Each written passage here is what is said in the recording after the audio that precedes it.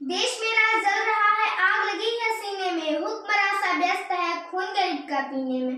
तो राम मंदिर या बाबरी का पक्ष नहीं मैं लाई हूँ, घायल भारत चीख रहा है, चीख सुनाने आई हूँ। सर्वप्रथम मैं सम्मानीय मंच को नमन करती हूँ और यहाँ विराजित सम्मानीय निर्देशक महोदय, सम्मानीय आदरणीय प्रधानाध्यापक, देवता तुल्य गुरुजनों, भाई एवं बहन, आप सभी को स्वतंत्रता दिवस की हार्दिक शुभकामनाएं। मैं सुहानी पांडे वर्ग 7वीं की छात्रा आप सभी के बीच स्वतंत्रता दिवस के शुभ अवसर पर अपने विचार रखूंगी कि अब तो हमारा तिरंगा झंडा भी हमसे पूछने लगा है कि क्या बात है भारत, आजकल फहराने से ज्यादा मैं कफनों में दफनाने की क्यों काम आ रहा हूँ। महोदय, हृदय तो उस दिन ही फट गया जब एक बुढ़ी माँ अपने बेटे के चित्रों को देखकर बोली, साहब आप तो भर्ती में 1 इंच कम नहीं लेते, मैं ये आधा शरीर कैसे ले लूं। महोदय, आज इन मानवाधिकारों के कारण इन आतंकियों के हाथों बंगलाओं की आकाओं की नाक हंसती है और शहीद हुए हमारे जवानों की आंगन की तुलसी रोती है।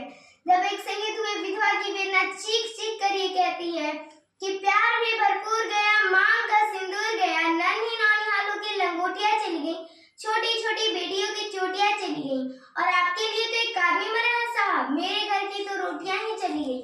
महोदय, किसी भी युद्ध को जीतने के लिए पहल करना आवश्यक है, किंतु इतिहास गवाह है कि पहल करके अनेक युद्धों के परिणाम बदल दिए गए हैं।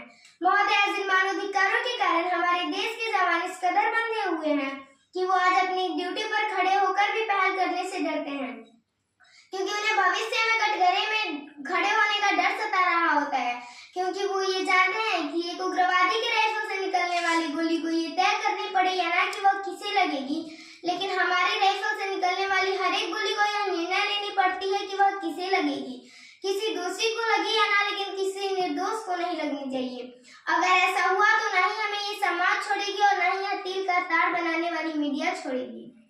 महोदय, इन मानवाधिकार के तले किसी भी जवान को दबाकर युद्ध के मैदान में छोड़ देना ये कोई वीरता नहीं है, एक आत्महत्या है।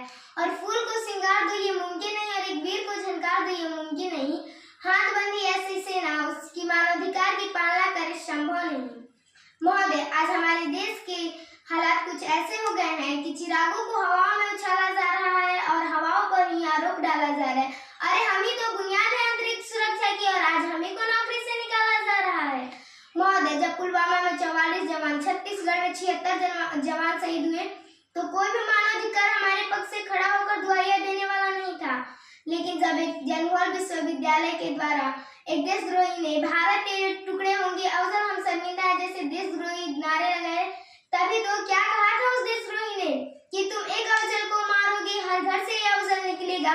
तो मैं भारत की बेटी अपने भारतीयों की तरफ से आज ऐलान करती हूँ कि वो कोख नहीं हम पलने देंगे जिस कोख से अफजल निकलेगा, वो कोख नहीं हम पलने देंगे जिस कोख से अफजल निकलेगा, उस घर में घुस के मारेंगे जिस घर से ये अफजल निकलेगा।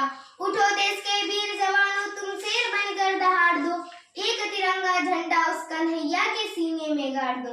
महोदय, मैं अपनी वाणी को विराम की ओर ले जाते हुए बस इतना ही कहूंगी कि अफसोस है मुझे अपने देश की न्याय प्रक्रिया पर, जहां रात के 12 बजे भी अजगर का सांप जैसे आतंकवादी के लिए सर्वोच्च न्यायालय खोल दिए जाते हैं। महोदय, जब तक आतंकवादी और उग्रवादी की ऐसी पालना होगी तब तक इन आतंकवादी और उग्रवादी से निपटा नहीं जा सकता।